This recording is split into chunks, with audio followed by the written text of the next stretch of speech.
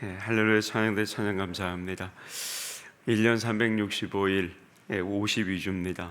그 52주를 한 주도 변함없이 빠지지 않고 하나님께 찬양을 올려드린다는 것, 사실은 지금 우리가 사는 세상에서는 참 어려운 일입니다. 그럼에도 불구하고 할렐루야 찬양대가 1년 52주 하나님께 귀한 찬양을 올려드렸습니다. 진심으로 감사합니다. 우리 한번 박수로 격려하겠습니다. 고맙습니다.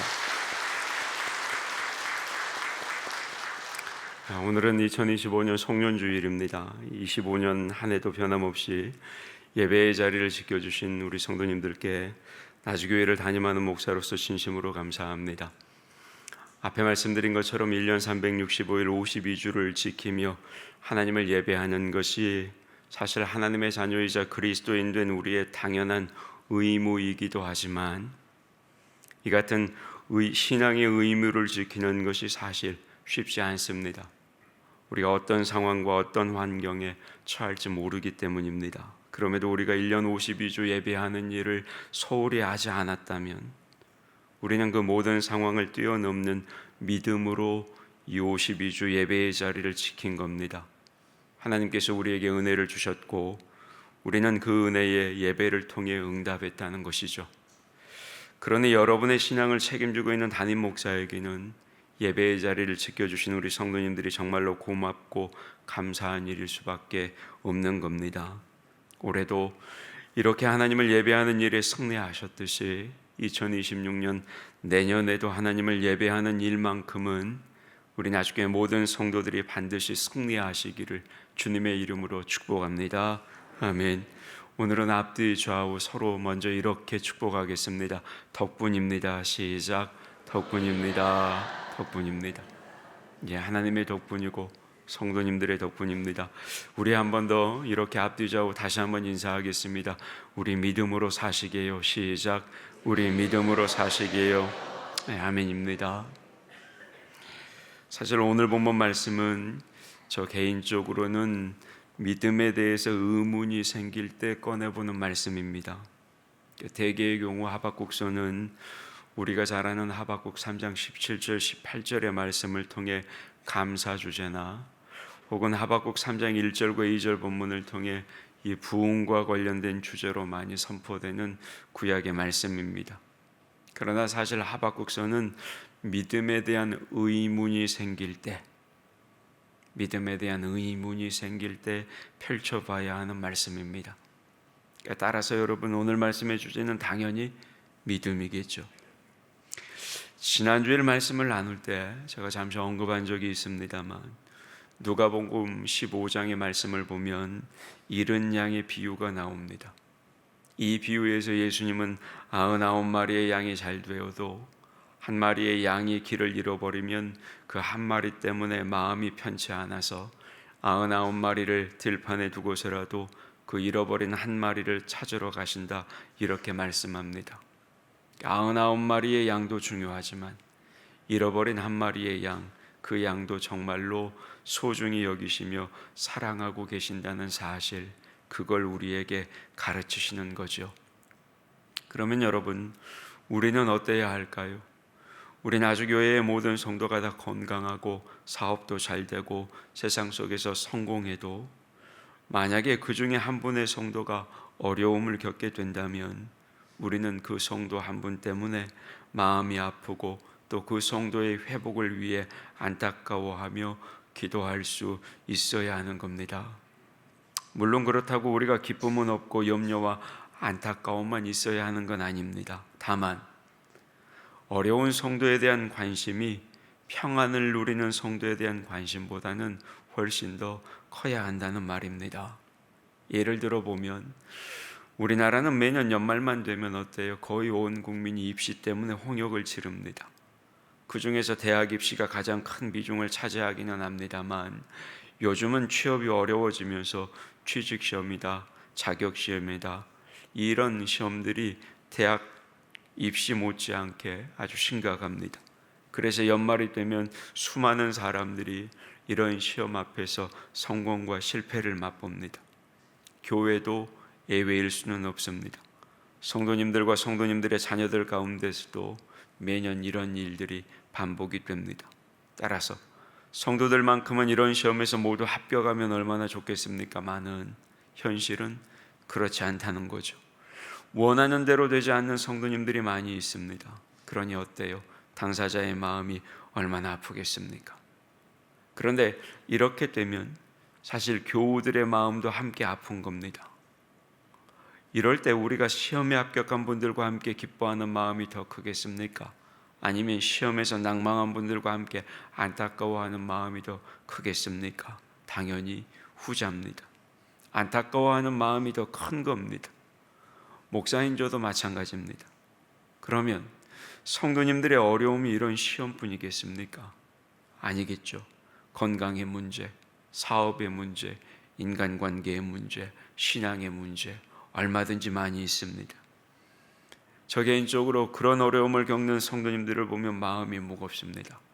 물론 결국은 하나님께서 모든 것이 합력하여 선을 이루게 하실 줄 믿습니다만, 그럼에도 그 어려움 때문에 지금 당장 성도들이 괴로워할 것을 생각하면 마음이 아픕니다. 혹여 시험에 들까 노심초사하기도 하고, 그런 어려움을 겪는 성도들이 생각보다 많을 때 솔직히 저는 목사인 제가 부족해서 성도들에게 하나님의 축복이 덜 임하는 것은 아닐까, 그런 고민도 하게 됩니다.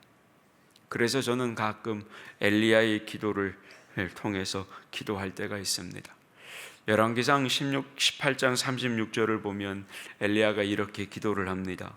저녁 소재 드릴 때에 이르러 선지자 엘리야가 나아가서 말하되, 아브라함과 이삭과 이스라엘의 하나님 여호와여, 주께서 이스라엘 중에서 하나님이신 것과 내가 주의 종인 것과 내가 주의 말씀대로 이 모든 일을 행하는 것을 오늘 알게 하옵소서. 무슨 말이냐? 내 기도에 응답해 주셔서 내가 주님의 종인 것을 좀 보여달라, 이런 기도입니다. 그러니까 성도님들을 위한 부족한 제 기도라도 그런 기도에 응답해 주셔서 제가 주님의 종인 것을 좀 보여달라, 그 마음을 가지고 기도할 때가 있다는 거죠. 이런 마음이 있기 때문에 사실 성도님들이 어려움을 겪으면 당사자만큼은 아니겠지만 목사인 저도 마음이 많이 무거운 겁니다. 그러면 여러분은 어떠세요? 여러분들은 최선을 다해 신앙생활을 했는데도 어려움을 겪거나 열심히 기도를 했는데도 응답이 없을 때, 그때 여러분은 무슨 생각이 드십니까? 아마도 하나님이 왜 이렇게 하시는지 여쭤보고 싶을 겁니다. 그리고 때로는 어쩔 때는 따지고 싶은 마음도 드실 겁니다. 저도 사실 성도님들의 어려움을 보면 비슷한 생각이 들 때가 있습니다.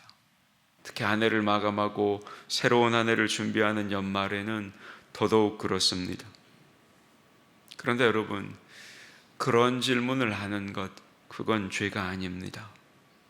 하나님은 우리가 그렇게 여쭤보는 것에 대해서 싫어하지 않으십니다. 왜냐하면 그것은 우리가 믿는 하나님을 나와 말이 통하는 인격적인 하나님으로 믿는 자세이기 때문입니다. 물론 이것이 성숙한 믿음은 아니에요. 그러나 이것은 최소한 하나님께서 계신다는 사실과 하나님은 자기를 찾는 자들에게 상 주시는 분이시라는 사실을 믿는 모습이라는 겁니다. 그래서 우리가 이해되지 않거나 때로는 우리가 억울할 때 솔직하게 그것에 대해서 하나님께 여쭈어 봐도 되는 겁니다. 오늘 본문 말씀인 하박국서도 여러분 이런 모습을 우리에게 보여줍니다. 하박국서를 읽어보면 하박국 선지자는 하나님께 두 가지를 질문합니다. 첫째는 유다에 속한 하나님의 백성임에도 불구하고 왜 의로운 사람이 악한 사람에게 핍박을 받고 학대를 받아야 하느냐는 겁니다. 이 질문에 대해서 하나님은 그 악한 자들이 반드시 심판을 받을 것이다, 이렇게 말씀합니다. 그럼에도 하나님의 말씀은 하박국을 더욱 당황스럽게 만들지요. 왜냐하면 유다의 악한 자들을 심판하시는 도구가 다름 아니라 그 유다의 악한 사람들보다 더 악한 바벨론의 사람들이었기 때문입니다. 여기에서 하박국이 두 번째 질문을 하나님께 합니다. 아니, 정의의 하나님께서 악한 자들을 심판하시는 것, 그건 정말로 감사한 일인데 어떻게 그것을 위해서 더 악한 사람들을 심판의 도구로 사용하시냐는 겁니다. 그걸 도저히 이해할 수 없다라는 겁니다. 이렇게 되면 어떻게 하나님의 공의와 정의가 설 수 있겠느냐, 이 질문을 하박국이 던집니다. 그러자 하나님이 두 번째 답변하십니다. 여기에 대한 답변이 다름 아닌 하박국서 2장입니다. 하박국서 2장에는 여기에 대한 답변이 크게 네 가지로 나옵니다. 첫 번째 답변, 때가 되면 하나님의 정의가 설 테니 기다려보라는 겁니다. 두 번째는 심판받을 사람은 교만하며 정직하지 못한 사람이라는 겁니다. 세 번째는 의인은 믿음으로 산다는 겁니다. 그리고 마지막 네 번째는 악한 사람은 반드시 하나님의 무서운 심판을 받게 된다는 겁니다. 그리고 하박국은 하나님께로부터 이 답변을 듣고 자신의 믿음을 회복하고 그 자리에서 하나님을 찬양합니다. 그게 하박국서 3장의 내용입니다. 하박국서 3장 17절과 18절을 말씀을 보면 그래서 이런 고백이 선포되는 겁니다.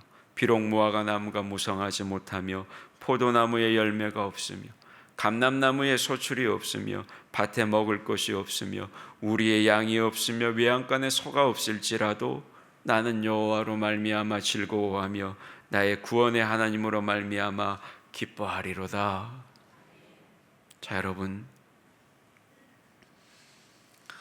하박국이 이런 찬양을 어떻게 드리게 되었을까요? 이런 고백을 어떻게 드리게 되었냐고요? 세상에 악이 가득하고 자신의 선한 기도가 응답되지 않았을 때 도대체 왜 이런 것인지 그걸 하나님께 여쭈어봤다가 하나님의 응답을 받고 이런 아름다운 찬양과 고백을 하나님께 드리게 된 겁니다. 맞습니다. 그래서 우리도 하나님의 섭리가 이해되지 않거나 하나님께 섭섭한 마음이 느껴질 때 하나님께 여쭈어야 하는 겁니다. 그런데 여러분, 사실 여기 앉아있는 우리는 이제 더 이상 하나님께 여쭤볼 필요가 없습니다. 왜요? 하나님께서는 오늘 본문을 통해서 이미 우리에게 답변하고 계시기 때문입니다. 따라서 우리는 하나님께 섭섭하거나 의문이 생길 때마다 오늘 하박국서의 본문의 말씀을 읽어보면 되는 겁니다. 그렇게 되면 하나님의 섭리를 다시 새롭게 깨닫게 되고 다시 하나님에 대한 신뢰가 생기며 내 마음속에 평강과 기쁨을 회복할 수 있게 되는 겁니다. 여러분, 저도 마찬가지 목사지만 믿음에 대해서 의문이 생길 때가 있습니다. 아니, 하박국과 동일할 때가 있습니다. 아니, 여러분과 동일할 때가 있어요. 저도. 그때마다 펼쳐보는 말씀이 이 하박국서의 말씀입니다. 그래서 오늘도 이 본문을 통해 여러분과 함께 말씀을 나누는 겁니다. 혹시 여러분 중에 분명히 선한 목적을 두고 기도하며 노력을 했음에도 불구하고 그것이 이루어지지 않아서 마음 아파하고 마음이 상하신 그런 성도님들이 계실 겁니다. 뿐만 아닙니다. 주변에 그런 분들이 계셔서 혹여라도 염려하시는 그런 성도님들도 계실 겁니다. 그러면 여러분, 그런 분들은 오늘 말씀을 통해 하나님의 답변을 들으시기를 바랍니다. 하나님의 답변 첫 번째가 뭐예요? 때가 되면 반드시 하나님의 정의가 서게 될 테니 좀 기다려보라는 겁니다. 무슨 말입니까? 하나님의 섭리는 확실하다는 겁니다. 세상을 다스리시는 분은 살아계신 하나님이시기에 반드시 그 하나님의 선하신 뜻이 이루어진다는 겁니다. 그러니까 좀 기다려보라는 겁니다. 성도 여러분, 우리가 이것만 확신한다면 우리는 새 힘을 다시 얻을 수 있습니다. 그리고 다시 인내할 수 있습니다. 그리고 다시 기다릴 수 있는 겁니다. 여러분, 기다리는 게 뭐예요? 기다리는 건 원망하는 게 아니라 기대하는 겁니다. 기다린다는 건 여러분, 떠나거나 내가 그 일을 포기한다는 것이 아니라 기다린다는 것은 만나는 겁니다. 그래서 하나님의 섭리를 믿고 기다리는 사람은 하나님께 소망을 두고 하나님을 만나 하나님의 축복을 받으려고 기다리는 겁니다. 하나님께서 반드시 그렇게 성취하실 것이기 때문에 그것을 믿고 소망하며 기다리는 겁니다. 그런데 여러분, 이럴 때 이런 질문도 해볼 필요가 있습니다. 그 질문이 뭐냐? 정말로 우리가 하나님께서 세상을 선하게 다스리신다는 사실을 분명히 알고 확신하게 되면 과연 우리의 믿음을 정말로 지킬 수 있느냐는 질문입니다. 여러분 어떻게 생각하세요? 정말로 지킬 수 있을 것 같아요? 예, 맞습니다. 정말로 지킬 수 있습니다. 여러분, 하나님께서 세상을 선하게 다스리신다는 것, 그게 무슨 뜻일까요? 선하다는 것은 유익한 것이고 선하다는 것은 도덕적으로 옳다는 겁니다. 그러니까 하나님께서 세상을 선하게 다스리신다는 말씀은 세상을 하나님께서 정의로 다스리신다는 뜻이고 아울러 그것이 우리에게 유익이 되도록 다스리신다 이 뜻입니다. 자, 여러분 한번 생각해 보시게요. 내가 악한 사람에게 피해를 당하면 어때요? 그때는 몹시도 억울합니다. 그러나 내가 잘못해서 벌금을 물면 어때요? 그때는 조금 덜 억울하고 덜 섭섭하죠. 무슨 말이냐? 이렇게 우리는 하나님의 세상을 정의롭게 다스리신다는 사실을 알고 확신하게 되면 어떤 상황에서도 그렇게 크게 낙심하지 않게 된다는 겁니다. 낙심할 수는 있습니다. 그러나 크게 낙심하지 않게 되는 것이고 다시 일어날 수가 있게 되는 것이죠. 그럼에도 사실 우리는 하나님께서 정의만으로 세상을 다스리신다는 것에 대해서 섭섭해할 때가 있습니다. 왜요? 우리는 비록 내가 좀 잘못했어도 하나님은 나에게 사랑과 은혜를 베풀어 주시기를 바라기 때문입니다. 그런데 여러분, 그건 잘못이 아니에요. 하나님이 선하시다는 것, 그것은 우리에게 앞서 말씀드렸듯이 유익을 주신다 이 뜻도 들어있기 때문입니다. 더욱이 하나님은 우리를 사랑하시는 우리의 아버지가 되십니다. 따라서 우리는 하나님께 특별한 사랑과 도우심을 바랄 수가 있는 거죠. 그래서 우리가 하나님께 기도하는 겁니다. 우리의 연약하고 부족함에도 불구하고 우리를 사랑하시는 그 사랑으로 우리를 도와주시라고 기도할 수가 있는 거예요. 여러분, 만약에 하나님께서 오직 법대로만 집행하시는 하나님이시라면 생각해 보세요. 우리가 무엇 때문에 기도하겠습니까? 기도할 필요가 없는 거예요. 간구할 필요가 없다고요. 여러분 기억하셔야 합니다. 하나님은 법대로만 집행하는 판사가 아닙니다. 우리가 믿는 우리 하나님은 어떤 분이에요? 우리의 아버지십니다. 우리 아버지라고요. 그래서 우리는 하나님께 도와달라고 기도하는 것이고 하나님은 우리의 그 기도에 응답하시는 겁니다. 따라서 여러분, 하나님이 세상에 하나님의 선을 이루신다는 말씀은 하나님이 반드시 우리에게 유익하도록 이 세상과 내 인생을 다스리신다 이 뜻이라는 사실, 이걸 기억하시기를 바랍니다. 따라서 우리가 이것을 분명히 알고 확신하게 된다면 우리는 우리의 믿음을 지킬 수가 있는 겁니다. 그래서 하나님은 이것을 모든 사람이 읽을 수 있도록 크고 명확하게 기록하라 이렇게 명령하신 겁니다. 오늘 본문 2절에 보세요. 뭐라고 말씀해요? 너는 이 묵시를 기록하여 판에 명백히 새기되 달려가면서도 읽을 수 있게 하라 이렇게 말씀합니다. 달려가면서도 이것을 읽을 수 있게 분명하게 기록하라는 거예요.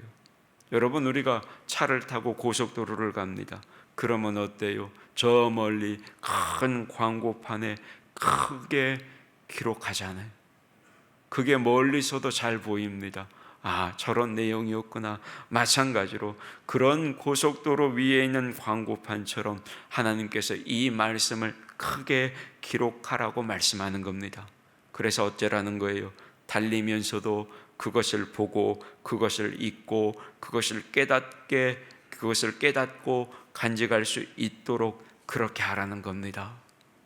따라서 여러분, 이 사실을 아는 것, 이것을 깨닫는 것, 여러분, 이건 굉장히 중요한 겁니다. 우리가 이것을 분명히 알면 어렵다고, 힘들다고, 걱정된다고 낙심하지 않습니다. 하나님을 원망하지도 않습니다. 오히려 우리가 잘 아는 하박국 3장 앞서 본 17절, 18절의 말씀처럼 하나님을 찬양하게 되는 겁니다. 지금 당장 먹을 게 없고 지금 당장 내 손에 재산이 없어도, 나에게 무언가 없어도 나에게 구원을 베푸시는 하나님, 그 하나님 한 분으로 인해서 오히려 기뻐하고 그 하나님을 찬양하게 되는 겁니다. 더욱이 여러분, 하나님께서 하나님의 자녀들을 철저히 도와주신다는 사실, 그걸 알고 확신한다면 우리는 어떤 상황에서도 변함없고 흔들림 없는 우리의 신앙생활을 하게 되는 겁니다. 생각해 보세요. 하나님께서 사랑과 능력으로 우리에게 유익을 주신다는 사실을 확신한다면 우리가 어떻게 살겠습니까? 아무리 어려운 상황에서도 낙심하지 않고 다시 좋아질 날을 기다릴 수가 있는 겁니다. 내 인생을 포기하거나 아무렇게 살지 않게 되는 겁니다. 어떤 상황, 어떤 처지 안에서도 절대로 악하게 살지 않게 되는 겁니다. 아울러 하나님을 원망하지도 않게 되는 것이고 하나님을 떠나지도 않게 되는 겁니다. 내 신앙의 줄을 놓지도 않게 되는 겁니다. 오히려 어려우면 어려울수록 더더욱 하나님만을 의지하게 되는 것이고 하나님의 은혜만을 사모하게 되는 겁니다. 그리고 아무리 어렵고 힘들어도 철저하게 하나님이 원하시는 바른 삶의 모습을 지키게 되는 겁니다. 여러분, 이것이 하나님의 선하신 역사를 기다리는 삶이고, 여러분, 이것이 진짜 믿음이라는 거예요. 이게 진짜 믿음이라. 우리가 늘 믿음 이렇게 말하지만 진짜 믿음은 이 믿음을 뜻하는 겁니다. 믿음으로 산다는 것은 여러분, 이렇게 사는 걸 뜻하는 거예요. 믿음으로 산다면서도 힘들면 포기하고 어려우면 내려놓고, 그건 믿음으로 사는 게 아니에요. 성도 여러분, 우리가 믿는 우리 하나님 아버지는 세상을 선하게 다스리십니다. 내 인생을 선하게 다스리십니다. 따라서 하나님의 자녀된 우리는 그 하나님 아버지가 우리에게 유익을 주신다는 그 사실을 늘 내 가슴에 새기며 살아야 하는 겁니다. 이어지는 하나님의 두 번째 답변은 뭐냐? 하나님의 정의로운 섭리에 의해서 심판받을 자는 교만하고 정직하지 못한 자라는 겁니다. 결국 교만하고 정직을 굽게 하는 자는 반드시 심판을 받게 된다는 거예요. 아울러 세 번째 답변은 이 두 번째 답변과 이어져 있습니다. 계속되는 하나님의 세 번째 답변이 뭐냐? 하나님의 섭리 속에서 구원을 받을 자는 다름 아니라 이 믿음으로 사는 의인이라는 겁니다. 자, 그러면 여러분, 믿음으로 구원받는 사람은 어떤 사람이에요? 심판받을 자와 반대니까 교만하지 않고 정직한 사람이라는 거예요. 교만하지 않고 정직한 사람이 다름 아니라 여러분, 그 사람이 바로 믿음으로 사는 의인이라는 겁니다. 자, 그러면 여러분, 교만이 뭐예요? 교만한 모습이 뭐냐고요? 여러분, 교만은 자기가 제일이라고 생각하며 자기 뜻대로 하려고 하는 것, 그게 교만이에요. 그리고 교만 중에서 가장 악한 것은 그건 다름 아닌 하나님 앞에서의 교만입니다. 그러니까 교만한 사람은 바로 하나님 앞에서 자기 뜻대로 되어야 한다, 이렇게 생각하는 사람이 교만한 사람이라고요. 그런데 여러분, 이것이 우리를 섬뜩하게 만들어요. 자, 여러분 들어보세요. 우리가 기도했음에도 불구하고 내 뜻대로 응답되지 않았을 때 하나님께 섭섭해하는 이유가 뭡니까? 왜 섭섭해해요? 여러분 한번 잘 생각해 보세요. 왜 섭섭해합니까? 하나님 앞에서 교만하기 때문 아니에요? 하나님을 원망하는 이유가 뭡니까? 내 기도 응답되지 않았다고. 왜 그래요? 하나님 앞에서 교만하기 때문이에요. 여러분 보세요. 세상에 정의가 실현되지 않는다고 마음 상해하는 이유가 뭐예요? 왜 그걸 보면 내 마음이 상하는 거예요?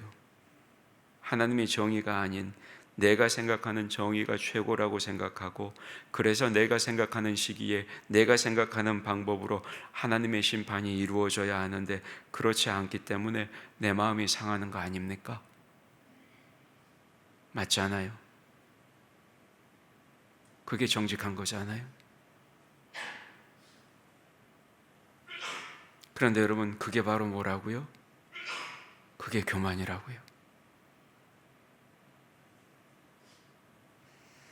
자꾸 피조물밖에 되지 않는 내 자신의 생각 속에 절대자 되시는 하나님을 끼워 맞추려고 하는 겁니다. 그게 뭐라고요? 그게 교만이라고요. 그러다 보니 어때요? 내 마음이 상하고, 그러다 보니 내 마음이 답답한 겁니다. 그런데 여러분, 그게 뭐라고요? 그게 교만이라고요. 여러분, 이런 교만은 사실 하나님을 완전히 믿지 못하기 때문에 생기는 겁니다. 그건 진짜 믿음이 아닌 거예요.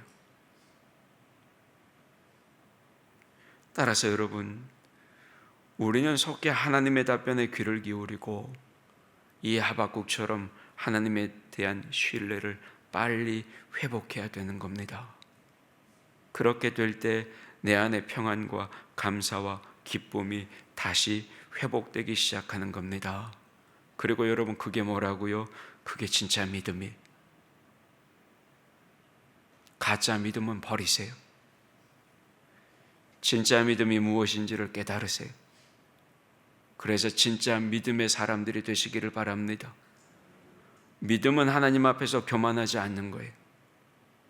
믿음은 겸손하게 하나님만 신뢰하며 하나님만 의지하는 겁니다.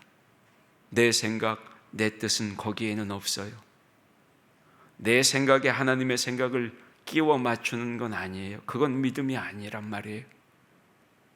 그건 교만이에요. 그러면 여러분, 반대로 정직은 뭐예요? 정직한 모습은 어떤 거예요? 정직은 하나님의 뜻에 따라 바르게 사는 거예요. 초심을 잃지 않는 거예요. 어떤 상황에서도 거짓말하지 않는 거예요. 어떤 처지에서도 악을 따르지 않는 거예요. 그리고 여러분, 그렇게 사는 것이 하나님을 믿는 겁니다. 그게 하나님을 믿는 거예요. 하나님을 믿는다고 말하면서도 옳지 못한 모습, 초심을 잃어버린 모습, 말과 행동이 다른 모습, 여러분, 그건 진짜 믿음이 아니에요. 그러면 여러분, 어떤 사람들이 진짜 이렇게 하나님을 믿고 살겠습니까? 하나님께서 정의로 세상을 다스리신다는 사실, 그걸 믿는 사람만이 여러분 끝까지 이렇게 살 수가 있는 겁니다. 따라서 여러분, 오늘 보면 하박국서 2장 4절에 말하는 의인은 누구냐? 이렇게 하나님 앞에서 교만하지 않고 항상 하나님만을 신뢰하며 의지하는 사람이고, 동시에 하나님이 원하시는 바른 삶을 살려고 노력하는 사람이라는 겁니다. 정직하게 살려고 하는 사람, 그 사람이 바로 진정으로 참된 믿음의 사람이라는 겁니다. 이런 사람들은 상대가 어떻다고 해서 흔들리지 않아요. 본래 내가 가지고 있었던 그 믿음의 모습을 지키는 겁니다. 성도 여러분, 하나님께서는 믿음으로 사는 의인, 다시 말해서 하나님 앞에서 교만하지 않고 하나님의 뜻만을 받들며 바르게 살려고, 정직하게 살려고 하는 사람, 그런 사람들에게 구원의 은혜를 베풀어 주심을 믿으시기를 바랍니다. 돌아보세요. 언제 하나님이 우리를 축복하셨는지, 언제 우리의 기도에 응답하셨는지 돌아보시라고요. 우리 마음에 그 믿음이 있었을 때, 우리가 순수한 그 믿음을 가지고 하나님 앞에 구했을 때, 그때 비로소 하나님이 우리의 기도에 응답하셨잖아요. 그걸 잊으시면 안 되는 거예요. 마지막 네 번째로 하나님께서는 악한 사람을 심판하시기 위해 사용하신 그 더 악한 사람들, 바벨론, 그 사람들 역시 하나님이 반드시 무섭게 심판하실 것이다 말씀하십니다. 이게 네 번째 응답이었어요. 무슨 말입니까? 이렇게 하나님께서는 반드시 악한 자들을 심판하신다는 겁니다. 맞습니다. 기억하셔야 돼요. 악한 사람들은 우리가 심판 안 해도 되는 거예요. 하나님이 반드시 심판하십니다. 반드시 심판하시는 거. 그게 하나님이 약속하신 말씀이란 말이에요. 성도 여러분, 이 모든 말씀을 듣고 하박국은 하나님의 섭리를 깨닫게 됩니다. 그리고 하나님만을 완전하게 신뢰하게 됩니다.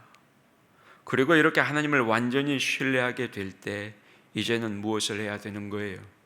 자신이 그동안 가졌던 원망들, 불평들, 의심들, 그 모든 것들을 내려놓게 되는 겁니다. 그리고 더불어 살아계신 하나님의 그 정의와 선하신 뜻이 이루어지기를 기다리는 겁니다. 이것을 깨달은 하박국 선지자가 자신의 믿음을 회복하고 하나님을 찬양하게 되는 겁니다. 그리고 그 찬양과 그 고백이 우리가 즐겨 부르는 찬양 중 하나가 된 그 유명한 찬양입니다. 그 찬양을 하나님께 올려드렸다 이 말이에요. 그게 앞서 본 하박국 3장 17절 18절의 말씀이에요. 화면을 보고 같이 받겠습니다. 시작. 비록 무화과 나무가 무성하지 못하며 포도나무에 열매가 없으며 감람나무에 소출이 없으며 밭에 먹을 것이 없으며 우리의 양이 없으며 외양간에 소가 없을지라도 나는 여호와로 말미암아 즐거워하며 나의 구원의 하나님으로 말미암아 기뻐하리로다. 아멘. 무화과 나뭇잎이 마르고 포도 열매가 없으며 감람나무 열매 그치고 논밭에 식물이 없어도 우리의 양떼가 없으며 외양간 송아지 없어도 난 여호와로 즐거워하리. 난 여호와로 즐거워하리. 난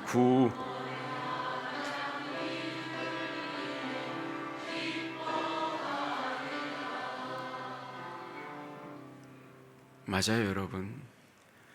하박국 선지자가 왜 이렇게 노래하는 겁니까? 뭐가 있어서 이렇게 노래하는 거 아니잖아요. 혹여 지금은 뭔가 부족한 것 같아도, 혹여 지금은 내가 생각한 것과 다르다 할지라도 하나님께서 선하신 뜻을 이루어 주실 때, 그때가 되면 나에게 가장 좋은 축복이 임할 것이다. 그걸 깨닫고 그걸 믿고 그래서 하나님만을 보기 때문입니다. 여러분, 이걸 우리가 잊지 말아야죠. 이걸 우리가 잃어버리면 다 잃어버리는 거예요. 아무리 좋은 게 있으면 뭐합니까? 이 진짜 믿음이 없으면 여러분, 하나님이 주시는 것도 다시 가져가시는 거예요. 여러분, 하나님의 축복은 이걸 믿는 사람에게만 임하는 거예요. 이걸 믿는 사람에게만. 말씀을 맺습니다. 오늘은 한 해의 마지막 주일을 보내는 송년주일입니다. 돌아보면 한 해 동안 베풀어 주신 하나님의 은혜가 얼마나 큰지, 얼마나 감사한지 모르겠습니다. 그럼에도 어때요? 여전히 내 삶 속에서는 내 기도가 응답되지 않고 그리고 우리가 살아가는 이 세상 안에는 우리의 생각과는 다르게 여러 부조리가 가득합니다. 그래서 때로는 우리 중에는 억울한 일을 당하신 분도 계시고, 때로는 원하는 일이 여전히 성취되지 않아 마음이 무거운 사람들도 있는 겁니다. 뿐만 아닙니다. 내가 처한 지금의 상황이 맞는지 하나님을 의심하는 그런 분도 계실 수도 있습니다. 그러나 성도 여러분, 우리가 어떤 상황, 어떤 처지에 있든지 반드시 기억해야 할 것, 그건 하나님은 정의롭고 선하신 계획에 따라 세상을 다스리시고 우리의 인생을 다스리신다는 사실입니다. 그런데 놀랍게도 그것은 우리에게 가장 유익한 계획이라는 거죠. 그게 더 놀라운 겁니다. 따라서 여러분, 우리는 우리의 계획대로 되지 않아도 교만도 버리고 불의도 버려야 하는 겁니다. 서운함도 지워버리고 원망도 내려놓고 불평도 버려야 하는 겁니다. 오히려 하나님의 선하신 섭리를 믿고 그 섭리를 확신하고 오히려 그 하나님께 찬양과 그리고 우리 믿음의 고백에 합당한 바른 삶으로 하나님을 높여드리며 하나님의 축복을 기다려야 하는 겁니다. 그렇게 될 때 여러분 반드시 하나님의 놀라운 그 구원의 축복을 우리가 경험하고 누리게 되는 겁니다. 성도 여러분, 믿음으로 산다는 건 이렇게 사는 거예요. 믿음으로 산다는 것. 이게 우리의 전부예요. 이게 우리의 전부예요. 나머지는 우리의 그 믿음을 보시고 채워주시는 하나님의 은혜일 뿐입니다. 여러분, 믿음으로 산다는 우리의 고백이 이 하박국의 고백이 되어야 하는 거예요. 이걸 잃어버리면 다 잃어버리는 거예요. 2025년 한 해를 마감하고 또 새로운 2026년 한 해를 준비하는 시간 아닙니까? 이 믿음을 다시 세우세요. 그리고 그 믿음을 가지고 새로운 한 해를 시작하시는 믿음의 사람들이 다 되시기를 주님의 이름으로 축복합니다. 아멘. 하나님, 어려워도 하나님의 은혜 안에 있었고 기쁜 일이 있었어도 하나님의 은혜 안에 있었습니다. 우리를 사랑하신 그 하나님의 은혜로 지금 여기 우리가 이렇게 주님 앞에 있습니다. 울 수도 있고 웃을 수도 있고 한 해의 끝자락 우리에게 주신 말씀을 기억하며 우리의 교만, 우리의 불의, 우리의 서운함, 우리의 원망, 우리의 불평을 하나님 앞에서 내려놓습니다. 하나님의 선하신 섭리를 믿고 확신하며 2025년을 보내고 다시 새로운 한 해 2026년을 맞이하겠습니다. 여전히 우리는 주님의 그 은혜 속에 있는 믿음의 사람들임을 기억하며 기다릴 줄 아는 신앙인, 그리고 마침내 응답하시는 하나님의 역사를 경험하는 우리 나주교회 모든 성도들이 되게 하여 주시옵소서. 우리가 참 믿음으로 살기를 바라시는 예수님의 이름으로 기도하옵나이다. 아멘.